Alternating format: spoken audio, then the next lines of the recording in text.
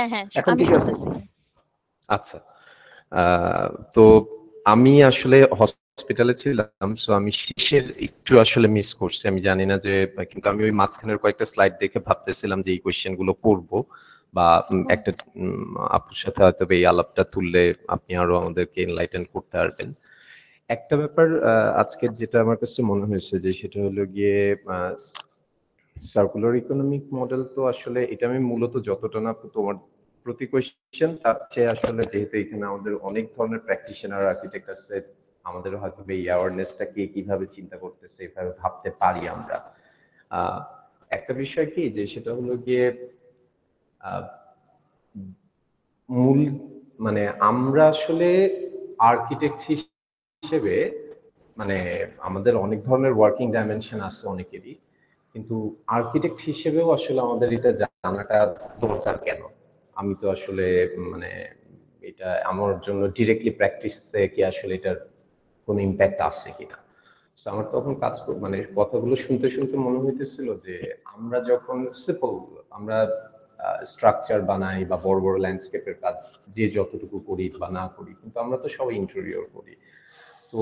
আমার কাছে মনে হচ্ছিল যে ওই মাইন্ডসেটটা বা নর্মস যখন তৈরি হয় এটা তো আসলে নতুন একটা বয়ান তৈরি হইতেছে কেট রাওয়ার্থ আমি যতদূর জানি যে হলো গিয়ে এই রাওয়ার্থের ওইটার পরেই এটা সার্কুলার ইকোনমিক মডেল নিয়ে অনেক ধরনের কথাবার্তা আরো বেশি হয় হ্যাঁ, আর আপনি তো একদম হুম, প্রাইম জায়গায় আছেন যে মূলত অক্সফোর্ডেই তো এটার ফার্স্ট পয়েন্টটা টার্ন হয় ওইটা আপনি হুম, বললেন তো কিন্তু আমরা সাপোজ যখন আমি যেটা আসলে মূলত বলতে যাচ্ছিলাম যে আমরা যখন দেখা যায় যে আমরা সিলিং করতেছি আমরা ওয়াল প্যানেল করতেছি ইভেন আমাদের এখন একটা নর্মস দাঁড়াইছে যে সেটা হলো গিয়ে আমরা প্রচুর ধরনের ইম্পোর্টেড ম্যাটেরিয়াল আমাদের প্রজেক্টে ব্যবহার করি তো হুম, আমাদেরকে আসলে এই জায়গাটা নিয়েও রিথিঙ্ক করা উচিত কিনা অ্যাজ এ অবশ্যই, আর্কিটেক্ট হিসেবে যে আমি অবশ্যই। আসলে হ্যাঁ আমি আমার কনস্ট্রাকশন মানে বিউটির ডেফিনেশন মানে কি আমার আসলে প্রচুর ধরনের ওয়াল প্যানেল ব্যবহার করতে হবে এই বিষয়গুলো তো আসলে আমার জায়গা থেকে বা আমাদের স্থপতিদের জায়গা থেকে আমরা হয়তো বা রিথিংটা করতে পারি হয়তোবা দেখা গেল মানে আমার মাস্টার্স এর সময় আমার মনে আছে যে আমাদের যখন সার্কুলার ইকোনমিক মডেলে পড়াচ্ছিল তখন একটা খুব মজার সার্ভে করছিল যে রিইউজ বোঝানোর জন্য যে কারা কারা সেকেন্ডারি এই সেকেন্ড হ্যান্ড প্রোডাক্ট পড়ে আমি অবাক হুম, হয়ে গেছিলাম যে সেটা হলো যে ওইখানে যে আমি দেখতেছিলাম যে আমাদের ক্লাসের মধ্যে 20 জনের মধ্যে 4 জন এবং 4 জনই পার্টিকুলারলি ফিমেল 4 জন ফিমেল সেকেন্ড হ্যান্ড প্রোডাক্ট কিনে পড়ে এই যে এটা তো আমি পড়ি, হ্যাঁ এটাও। এই যে দেখেন হ্যাঁ এটাও সেকেন্ড তো হ্যান্ড। এইটা তার মানে কি সোসাইটির মধ্যে যে নর্মস ঢুকায় দেওয়া হয়েছে যে আমাদের সাধারণত আমাদের কালচারাল ব্যাপারটা যেরকম যে একটা ফিমেল তো সাধারণত সেকেন্ড হ্যান্ড প্রোডাক্ট পড়বেই না আমরা মেলরাই পড়তে চায় না ফিমেলরা পড়বে কিভাবে এটা আমরা ধরে নেই তো এই যে ওরা যে নর্মস এর মধ্যে আস্তে আস্তে চেঞ্জ করে দিতেছে সো ওই হুম, বিষয়গুলো মনে হয় আমাদের এখানে যারা ইয়াং আর্কিটেক্টরা আছেন ওনারাও যদি আমরাও যদি একটু ভাবার চেষ্টা করতে পারি যে আচ্ছা ঠিক আছে আমরা যখন একটা প্রজেক্ট করতেছি হইতে পারে সেটা আমরা ফার্নিচার ডিজাইন করতেছি যে কতটুকু লেস ম্যাটেরিয়াল আমরা ব্যবহার করতে পারি যে কতটুকু আসলে সিলিং বলতেছি আসলে সিলিং এর ডেফিনেশন মানে কি সিলিং এর ডেফিনেশন মানে কি আমি আবার একটা প্রোডাক্ট ব্যবহার করতেছি যে প্রোডাক্টটার হুম, আসলে দরকার ভ্যালু আছে কিনা। বা লাইফ সাইকেলটা কতটুকু হয়তোবা দেখা যাবে যে এটাই আমাদের তাৎক্ষণিকভাবেই আমরা করতে পারবো না এটা তো একদম মানে পলিসি মানে আমরা হয়তোবা বড় স্থপতি বা গভর্নমেন্টকে দায় দায় দিতে পারবো যে হুম, গভর্নমেন্ট তো আমাকে এরকম কোনো টুল দেয় নাই ক্লায়েন্ট বলছে কিন্তু এটা আমার হুম, কাছে তার চেয়ে বেশি মনে হয় যে মানে আপনি যেটা বলতেছিলেন যে সেটা হলো গিয়ে যে নর্মসে আস্তে আস্তে ওরা ঢুকায় ফেলতেছে স্টিগমা। হয়তোবা দেখা যাবে হুম, আপু তোমার থিসিসটা এখনই হয়তোবা এটি সোসাইটিতে হবে ইমপ্লিকেশন না। হবে না হুম, কিন্তু দেখা যাবে হয়তোবা 10 বছর পরে কিছুটা তো শুরু হবে কিছুটা শুরু হবে, এটাই আমরা এটাই হ্যাঁ এটাই টার্গেট। এবং ওই যে যখন বিল্ডিং এর কথা বলতেছিলা তুমি যে সেটা হলো গিয়ে আহ আমরা কি এখনো এইভাবে চিন্তা করতে পারি যে আসলে আমরা স্থাপনা চিন্তা করব তো স্থাপনা চিন্তা করলে আমরা এখনো কিন্তু সেই মডার্নিজম আর পোস্ট মডার্নিজমের জায়গায় আর্কিটেকচারে নিয়ে পড়ে রয়েছে কিন্তু আসলে আমাদের সময় আর্কিটেকচারে তার মানে কি আমাদের রেনোভেশন রেকটিফিকেশন এই ওয়ার্ড গুলো মানে একটা স্থাপনা আছে, ওইটাকে যতটুকু সম্ভব ওইটার লাইফ সাইকেল বাড়ানো যায় কিনা। কিন্তু আমাদের মধ্যে কিন্তু এখনো টেন্ডেন্সি হলো গিয়ে যে আমরা ভাঙবো আবার নতুন করে করবো, ভেঙে নতুন করে করবো। অথচ তুমি যখন বলতেছিলা যে এই যে ইউকের হাউজিং কনস্ট্রাকশন দেখাচ্ছিলা, যে সেটা হলো গিয়ে যে এখানে এইরকম ডাটাবেস ডেভেলপ করা হতেছে যে কতগুলো বাসার কতটুকু মানে লাইফ সাইকেল বাড়ানো যায় কিভাবে, আমি ওইটার পরের জায়গাগুলো আবার একটু মিস করছি। সো ঢাকার ক্ষেত্রে কিংবা বাংলাদেশের ক্ষেত্রে আমার কাছে মনে হয় যে এই ডিসকোর্সটা তোলাটা ইম্পর্টেন্ট, যে ওয়েল মেবি হয়তো আমরা পারবো না একদম শ্রীলঙ্কার মতন কনটেক্সটে চলে যেতে, আমাদের ইকোনমি সাপোর্ট করবে না, কিন্তু আমাদের ওই দায়টা আসলে নিজের খানিকটা নিতে হবে, রেদার ওইটা অন্য কোনো জায়গায় না দিয়ে, মানে ওই যেটা গভর্নমেন্ট এজেন্সি অথবা কি বলে ইয়াকে যদি দায়ী করি, সিনিয়রদেরকে দায়ী করি, ওই দায়টা দেওয়া উচিত হবে না আমার কাছে। রেদার এই ইনফরমেশনটা নিয়ে আমরা যদি নিজেদের কাজে ওটার মেবি 10%, ওকে ঠিক আছে আমি একটা 2000 স্কোয়ার ফিটের ইন্টেরিয়র প্রজেক্ট করতেছি, মেবি আমি এখানে 500 স্কোয়ার ফিট একটু সার্কুলার ইকোনমিক মডেলে চিন্তা করতে পারি, ওই অ্যাপ্রোচটা আমার কাছে মনে হচ্ছে আমি আজকে আসলে সত্যি ওইভাবে চিন্তা করতে পারি কিনা, তাহলেও হয়তো দেখা যাবে যে খানিকটা এটার ইম্প্যাক্ট ঘটানো যাবে। ভালো, মানে চিন্তাটা শুরু করাটাও আসলে একটা শুরু না? যেমন এখন এত ইন্টেরিয়র প্রজেক্ট হয়, তো এখন ধরো আমরা কোথাও একটা ফল সিলিং করতেছি বা কোথাও একটা ওয়াল প্যানেলিং করতেছি, তো ওই যে ফার্স্ট রিফিউজ না, আমি ফার্স্ট হচ্ছে করব না, তারপর রিথিঙ্ক যে আমার কি আসলে দরকার আছে কিনা ওই এক্সট্রা সিলিংটা, মানে ওখানে আমার এক্সট্রা সিলিংটা দরকার আছে কিনা, ওটাকে আমি অন্যভাবে সলভ করতে পারি কিনা, ওই তাহলে আমি ম্যাটেরিয়াল কনজাম্পশনটা সেভ করতে পারলাম, আমার প্যানেলিংটা দরকার আছে কিনা, অন্য কোনো ভাবে আমি ওই ইফেক্ট আনতে পারতেছি কিনা, মানে এই জিনিস তখন কিন্তু আমি অনেক বেশি রিসোর্স সেভ করতে পারতেছি। আর্কিটেক্ট হিসাবে তো এটা খুবই জানা দরকার, মানে বিল্ডিং সেক্টরের অন্যান্য সবার জানা দরকার, সব ডেভেলপমেন্ট সেক্টরে সার্কুলার ইকোনমিক ফ্রেমওয়ার্ক ইমপ্লিমেন্টেশন দরকার, এবং অলরেডি যেটা আমি বলছি আরএমজি সেক্টরে কিছুটা হইতেছে বাংলাদেশে। আমাদের বিল্ডিং সেক্টরের মধ্যে আমি মনে করি আর্কিটেক্টদের সবচেয়ে বেশি জানা দরকার, একদম সবচেয়ে বেশি। কারণ হচ্ছে ওরা একদম মানে প্রি প্ল্যান থেকে, একদম জিরো স্টেজ থেকে, যখন কিছু নাই, জিরো, খাতাটা শূন্য, সেখান থেকে একটা জিনিস জেনারেট করতেছে। তো তো আমি যদি প্রথম থেকেই আম, আমার ওই ওই জিনিসটা মাথায় রেখে আমি চিন্তা করতে পারি যে ডিজাইন ফর ডিঅ্যাসেম্বলি, যে আমি বিল্ডিংটা বানাচ্ছি, এটা আমার আবার এই জিনিসটা 50 বছর পর থেকে কোনোভাবে রিউজ যদি আমি করতে চাই, তাহলে কতটুকু কম আমি মানে ওটাকে ডেমোলিশ করে রিউজ করতে পারবো, মানে কতটুকু এইভাবে অ্যাজ ইট ইজ রেখে এটাকে ডেমোলিশ করা যাবে। ঠিক আছে? তো সো আমরা আর্কিটেক্ট হিসেবে আমাদেরকেই আগে ভাবতে হবে, এবং আমাদের অবশ্যই জানতে হবে, সবচেয়ে বেশি আর্কিটেক্ট হিসেবে আমাদেরই জানতে হবে, মানে কনস্ট্রাকশন সেক্টরের ভিতরে, মানে এই সেক্টরের ভিতরে আমাদের কি সবচেয়ে বেশি জানতে হবে।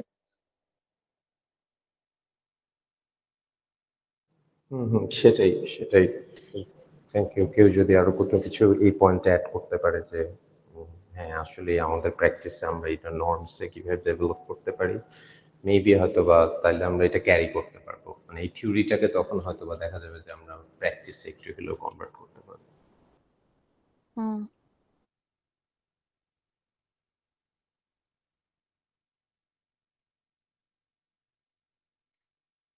শর্মি, আমি ইউসুফ। হ্যাঁ, কি খবর? আমি হচ্ছে প্রথম দিকে তোমার অনেকগুলা স্লাইড মিস করছি। আমি ওই সময় হুম হুম বেসিক্যালি আরেকটা মিটিং এ ছিলাম, বাট হুম হুম শেষের দিকে আমি টোটালটাই দেখলাম। হুম আসলে হুম জিনিসটা খুবই সুন্দর একটা প্রেজেন্টেশন হয়েছে, এবং সবচেয়ে আমার কাছে যে আইডিয়াটা ভালো লাগছে রসি ভাই শেয়ার করে গেছে, বিল্ডিং পাসপোর্ট, যেটা আসলে হুম আমাদের দেশের জন্য, আমাদের দেশের না মানে সব দেশের জন্য আসলে এটা করলে একটা বেটার হবে কি আমাদের সেন্সে, যেহেতু আমরা আর্কিটেক্ট। সো এটা করলে আমাদের ওই বিল্ডিং এর টোটাল ডকুমেন্টেশনটা আমরা সবসময় পেয়ে যাব।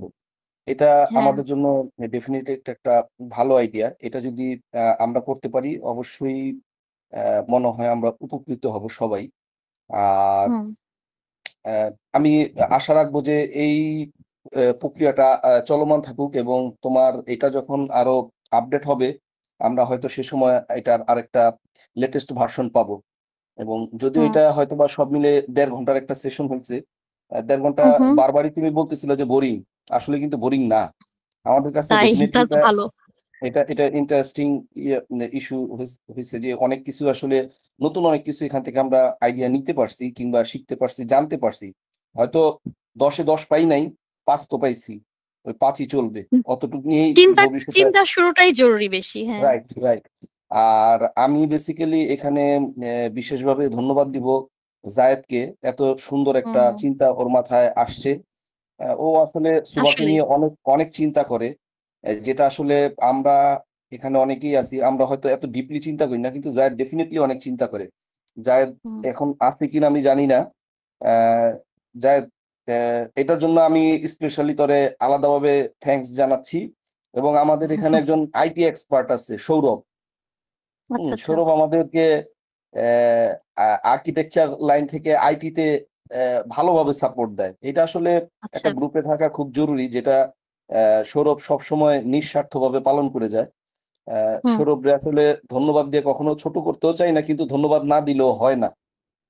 তো এটা আগামীতে আরো এভাবে থাকবে। আমরা সবাই চেষ্টা করব যার যার এক্সপিরিয়েন্স গুলো আমরা এখানে শেয়ার করব। আমার মনে হয় হুম, সবাই উপকৃত হব। কেউই এখানে 10-এ 10 হয়তো বা নিয়ে যেতে পারবো না, 1-2 যা পাবো এটাই আমাদের জন্য বাকেটে ঝুলে থাকবে। ধন্যবাদ হ্যাঁ, শর্মিকে। Thank you. হ্যাঁ, ভালো হবে এটা কন্টিনিউ হইলে, সবাই যদি সবার মানে যা যা এখন কাজ করতেছে রিসেন্ট সেগুলো নিয়ে এরকম করতে পারে, আমরা সবাই অনেক কিছু জানতে পারবো যে আসলে কি হচ্ছে। ইয়ে শর্মি, জি আপনাদের, ভাইয়া বলেন। হ্যাঁ, আমার আমার কাছে বিষয়গুলো খুব নতুন লাগছে, অনেক কিছু বিষয়।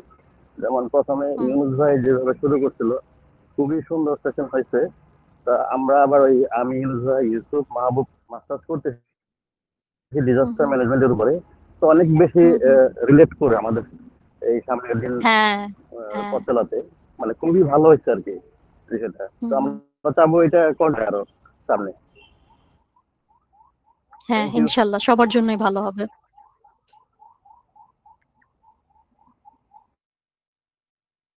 আসসালামু আলাইকুম। হ্যাঁ, শর্মিক কেমন আছো? জি ভালো আছি। আমি মাকসুদ বলছি। আচ্ছা, আচ্ছা, ভালো আছেন? তোমার আহ, হ্যাঁ আলহামদুলিল্লাহ, তোমার সেশনটা অনেক ভালো লেগেছে। অনেক অনেক জিনিস জানতে পেরেছি, সাথে সাথে অনেক জানা কথা যেগুলো নিয়ে হয়তো আমরা প্র্যাকটিস করছি না, ওগুলো নিয়েও হুম, কথা হুম, হয়েছে।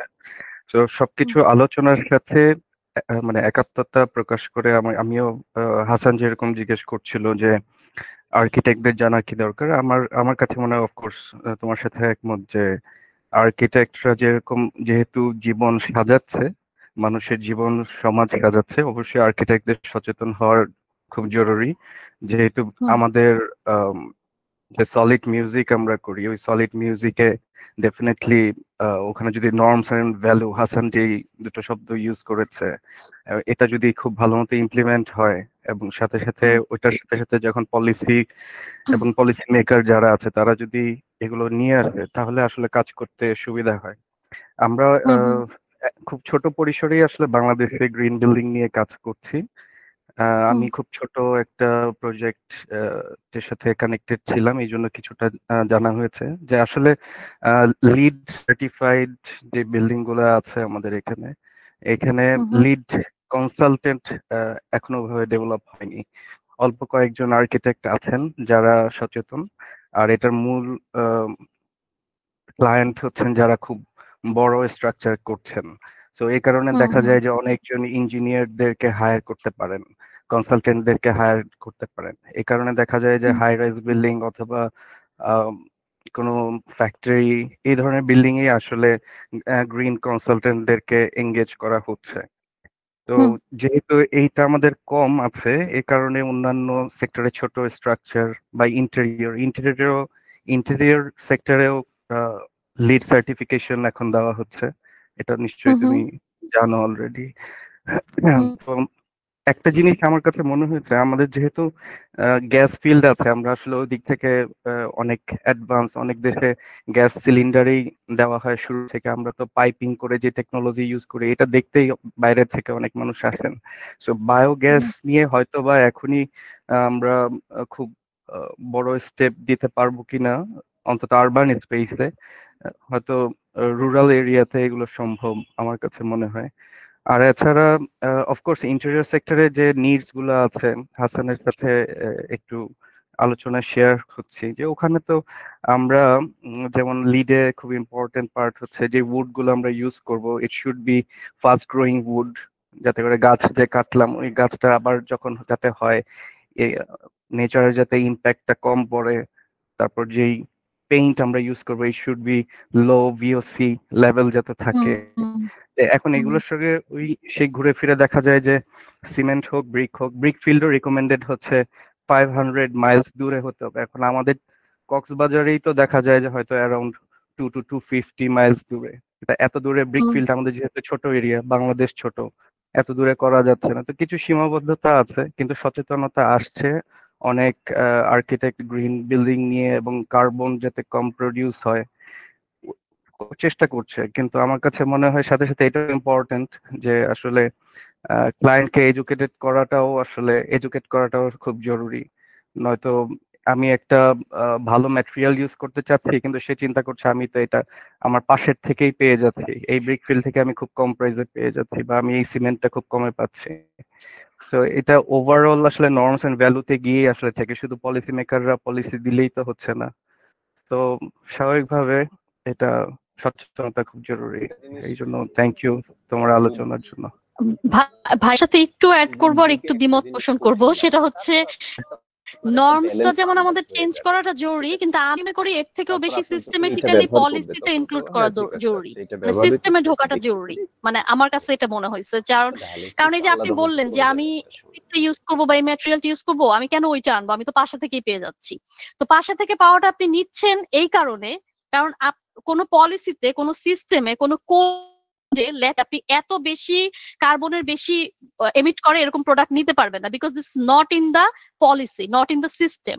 তো যার কারণে কিন্তু আপনি পাশের ব্রিকটা নিতে পারতেছেন। যদি এটা সিস্টেমের ভিতরে চলে আসে এবং আমাদের পলিসির ভিতরে রুলস গুলো ইনক্লুড হয়ে যায় যে আমার সার্কুলার ইকোনমি এনশিওর করার জন্য, বা একদম 100% সার্কুলার না হইলেও লুপটাকে ন্যারো ডাউন করার জন্য, বা কার্বন এমিশনটা কম করার জন্য আমার এই ম্যাটেরিয়ালটা ইউজ করতে হবে, এটা যদি কোডের মধ্যে থাকে, তাহলে তো আপনি চাইলেও, মানে হ্যাঁ, নিজেরও চেঞ্জ হইতে হবে, এটাও ইম্পর্টেন্ট যে আমি কতটুকু নিব, কতটুকু কনজিউম করবো, ডিজাইনটা করলে না করলেই নয় কিনা, হ্যাঁ সেটা তো আমার ব্যাপার। কিন্তু আবার আমার কাছে মনে হয় পলিসিটাও অনেক বেশি ইম্পর্টেন্ট। আমি আরেকটু উদাহরণ দিই, যেমন এখানে আমি খুবই বিরক্ত এই জন্য ইংল্যান্ডের উপরে, যে ইংল্যান্ড হচ্ছে একটা পায়োনিয়ার কান্ট্রি, যারা কিনা সকল ধরনের ডেভেলপমেন্ট, তারা একটা সময় পুরো পৃথিবী শাসন করছে। কিন্তু এই সার্কুলার ইকোনমির একদম বেসিক জিনিস ওয়েস্টের, হাউসহোল্ড ওয়েস্টের, ওটাকে হচ্ছে সোর্স সেগ্রিগেশন। হ্যাঁ, যে আপনি একদম বাসা বাড়ির রান্নাঘরের জিনিস, যে আপনি ময়লাটাকে সোর্স সেগ্রিগেট করবেন, যেটা কিনা ইউরোপের মোটামুটি সব জায়গায়, ভালো দেশগুলো যেগুলো ডেভেলপ কান্ট্রি, সব জায়গায় এস্টাবলিশ হয়ে গেছে। ওদের এইটার কোনো পলিসি নাই। হ্যাঁ, মানে পলিসি ইন প্লেস নাই। তো অনেক মানুষের নিয়ত আছে যে সে অ্যাকচুয়ালি সোর্স সেগ্রিগেশনটা করতে চায়, যাতে প্লাস্টিকটা রিসাইকেল হয়, কাঁচটা গ্লাসটা আলাদাভাবে রিসাইকেল হয়, কাগজটা রিসাইকেল হয়ে আসে। কিন্তু উপায় নাই, আমি ভিকটিম, আমি চাই, আমি সোর্স সেগ্রিগেট করতে চাই, বাট আমার বাসায় ওই প্রভিশন নাই। আমার আগের বাসায় ছিল, এই বাসায় নাই। কেন নাই? বিকজ ওটা পলিসিতে নাই। ওটা যদি পলিসিতে থাকতো এবং ইমপ্লিমেন্টেশন থাকতো গভর্নমেন্ট থেকে, সিস্টেমে থাকতো, ঢুকাই দিত এটা যে এটা করতেই হবে, তাহলে তো কেউ আর না দিয়ে থাকতে পারতো না। এটাই বললাম আর কি। ইন্টেনশনও দরকার ভাইয়া, এটা ট্রু, আপনার কথা সত্যি যে আমাদের স্টিগমা গুলো বদলাইতে হবে, চেঞ্জ করতে হবে, যে রিউজ প্রোডাক্ট আমি পরবো কিনা। হ্যাঁ, আমাদের সোশ্যাল যে এগুলো চেঞ্জ করতে হবে, আর সিস্টেমও আনতে হবে আসলে। মানে এটা আমার মতামত আর কি। না, এগ্রিড, কমপ্লিটলি এগ্রিড।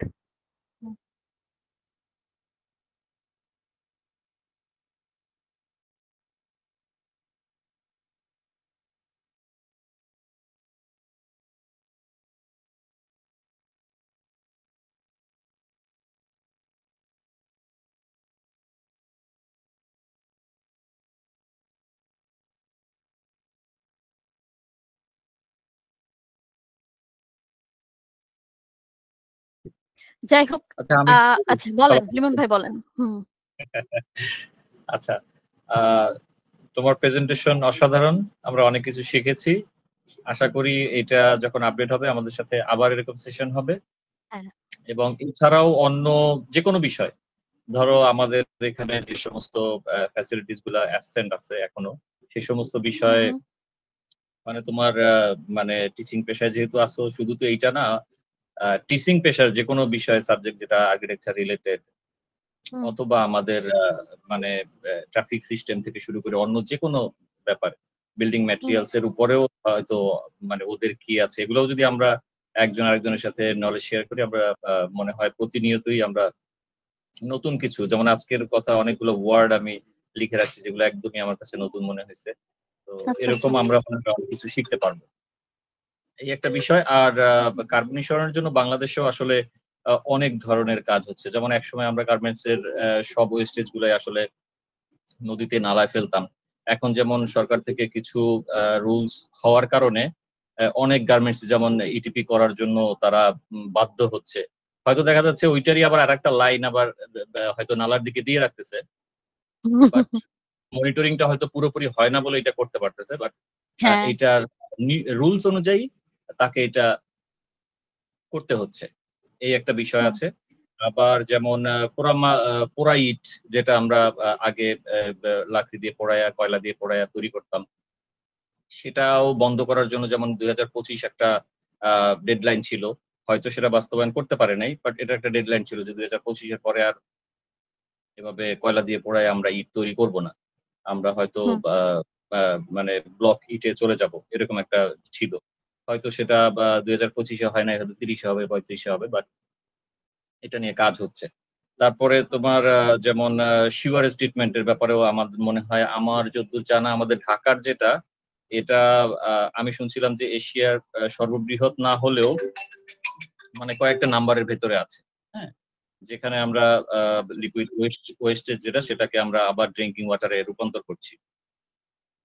এবং এটার পরিমাণ হচ্ছে, আমি একটু গুগল করে দেখলাম যে এটা 500 মিলিয়ন লিটার পার ডে তৈরি হচ্ছে ড্রিঙ্কিং ওয়াটার। ঠিক আছে। পরে যেমন আবার ইন্ডিভিজুয়াল দুইটা প্রজেক্ট, যেমন আইইউবি ইউনিভার্সিটি, যেটা ইন্টিগ্রেটেড ইউনিভার্সিটি, ওরা 2.5 লাখ লিটারের একটা ইন্ডিভিজুয়াল করছে, হ্যাঁ, এই ওয়াটার ট্রিটমেন্ট। আর বিজয় রাকেন সিটি এরা করছে 3,20,000 লিটারের। তো তার মানে এগুলো নিয়ে কাজ হচ্ছে। হ্যাঁ, এগুলো নিয়ে কাজ হচ্ছে। এরপর যেমন গার্মেন্টস এর ওয়েস্টেজ কাপড় একসময় আমরা যত্রতত্র ফেলতাম, নালায় নর্দমায় ফেলতাম, এরকম। সেগুলো দিয়ে তুলা তৈরি হচ্ছে, কাপড় তৈরি হচ্ছে, এবং সেগুলো আবার এছাড়াও অনেক ঘর গৃহস্থলী ব্যবহারের অনেক জিনিসপত্র তৈরি হচ্ছে, যেগুলো আবার আমরা এক্সপোর্টও করতেছি। তারপরে তোমার প্লাস্টিক দিয়ে যেমন আমরা ফার্নিচারে রূপান্তর করতেছি বা অন্যান্য এরকম রূপান্তরের অনেক কাজ হচ্ছে, যেগুলো হয়তো পরে আবার, এই সেশন অনেক বড় হয়ে যাচ্ছে, আবার কোনো একটা আলোচনায় হয়তো আমাদের পক্ষ থেকেও এরকম কেউ যদি কোনো প্রেজেন্টেশন করে, সেটা মানে একটু বেশি রিসার্চ করে তারপর যদি সেটা করে, সেটা আমাদের জন্য ভালো হবে। আর তোমার প্রতিও ইয়া থাকলো যে অন্য যে কোনো ইস্যু বা অন্য যে কোনো সাবজেক্ট নিয়ে এরকম কোনো যেহেতু টিচিং পেশায় আসো, তার মানে অনেক প্রেজেন্টেশন আছে, তো এরকম যে কোনো প্রেজেন্টেশন আমাদের সাথে আমরা উপকৃত হব। হ্যাঁ, আমার সমস্যাটা হয়ে গেছে, মানে এটা যেটা শেয়ার করছে এটা অবশ্যই রিলেভেন্ট, এরকম আরো একটা দুইটা অবশ্যই রিলেভেন্ট মানে আইডিয়া নিয়ে কথা বলতে পারবো। কিন্তু আমি মেইনলি যেটা পড়াই সেটা একটুখানি এই আমাদের এই গ্রুপের জন্য, আর্কিটেক্ট বা এই সেক্টরের জন্য একটুখানি ইররিলেভেন্ট। এই জন্য কারণ হচ্ছে আমি যারা অলরেডি কাজ করতেছে, মানে অ্যাডাল্ট স্টুডেন্টদের পড়াই।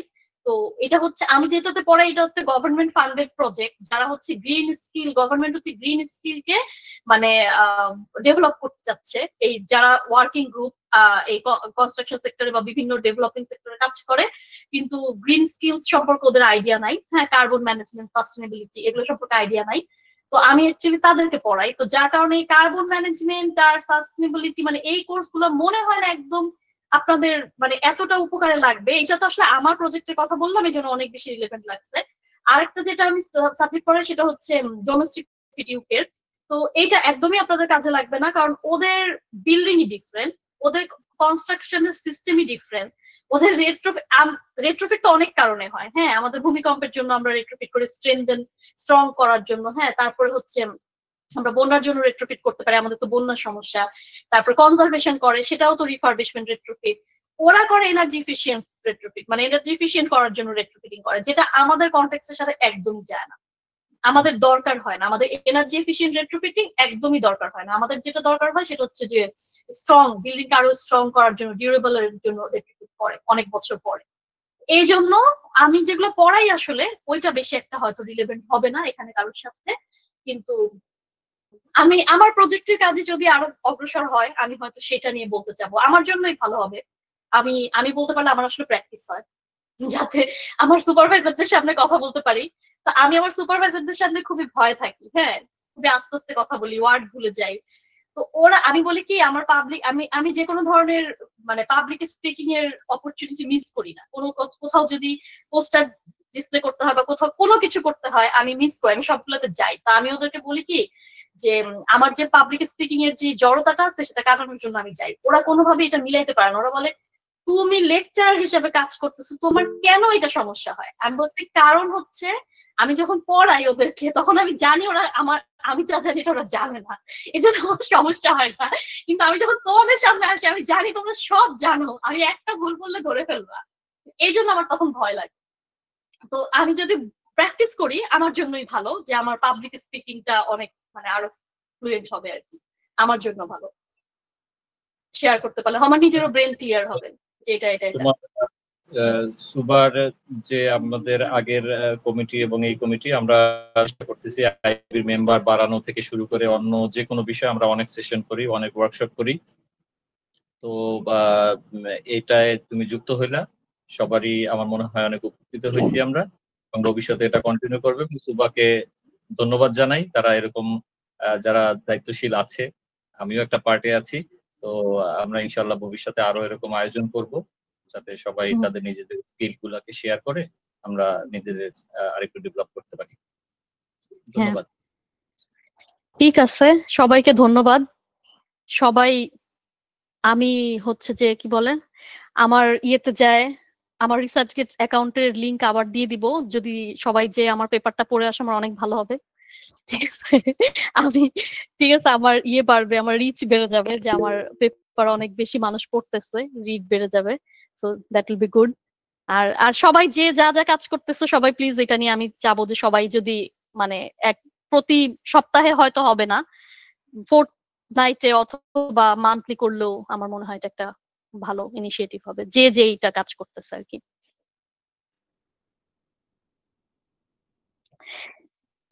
হ্যাঁ, আমি যখন এটার কথা বলতেছিলাম যে কনজাম্পশন কমানোর কথা, এই ডেমোক্রেটি না সোশিয়ালিজম মানে কোন ইয়েটা আমরা চাই, হ্যাঁ, সেটাও আমাকে একজন আসলে জিজ্ঞেস করছে। তা আমি বলছি হ্যাঁ, ইট সাউন্ডস লাইক আমি সোশিয়ালিজম চাচ্ছি, কিন্তু আবার এটা যদি আমি মানুষের কনজাম্পশন কন্ট্রোল করতেও চাই তাহলে আসলে ওই সিস্টেমটা হয়তো যাইতে হবে। But I am not sure about that যে একদম সিস্টেম থেকেই ওইটা চেঞ্জ করা সম্ভব কিনা বা ওইটা ভালো হবে কিনা। নিশ্চয়ই ডেমোক্রেসিটার অনেক পজিটিভ দিক আছে বলেই আসলে ম্যাক্সিমাম কান্ট্রিগুলো এখন ডেমোক্রেসির দিকেই আছে।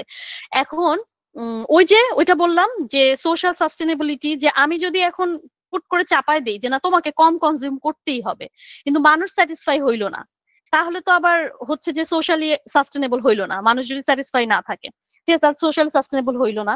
তো সেই জন্য আবার আমি সোশ্যালিজমের কথাও বলতে পারবো না যে সবকিছু একটা জায়গায় কুক্ষিগত থাকবে, মানুষ শুধু নির্দিষ্টটাই পাবে, হ্যাঁ, সেটাও আমি বলতে পারবো না। কিন্তু এজন্যই তো আমাদেরকে স্টিগমা দূর করে মানুষকে মোটিভেট করতে হবে লেস কনজাম্পশনের দিকে।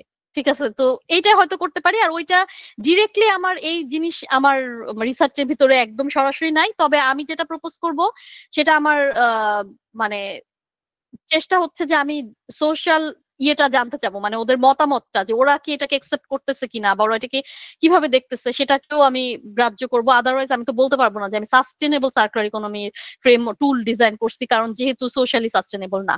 তো ওইটা ওভাবে ডিরেক্ট নাই। আর দ্বিতীয় প্রশ্ন হচ্ছে হ্যাঁ অবশ্যই হচ্ছে ডিপেন্ডিং অন দ্য ওয়েদার আমার বিল্ডিং এর operation cost and construction cost, মানে embodied carbon and operational carbon দুইটাই অনেক ভ্যারি করে। তো হচ্ছে যে আমাদের এমবডিড কার্বন বেশি কম এটা আমি ঠিক শিওর না, it will depend on the material entirely, আর কিভাবে প্রডিউস হচ্ছে, ফ্যাক্টরি কিভাবে এটা ম্যানুফ্যাকচার করতেছে, সবকিছু মিলায়। But operational carbon most probably ঠান্ডা কান্ট্রি গুলাতেই বেশি হওয়ার কথা, কারণ প্রত্যেকটা বাসার প্রচুর হিটিং লাগে। আর আমাদের দেশে এখন যেই পরিমাণ গ্লোবাল ওয়ার্মিং, কারণ গরম এখন যেই পরিমাণ বাড়ছে, যতটা হিউমিড, আমাদেরও তো আবার কুলিং লাগে।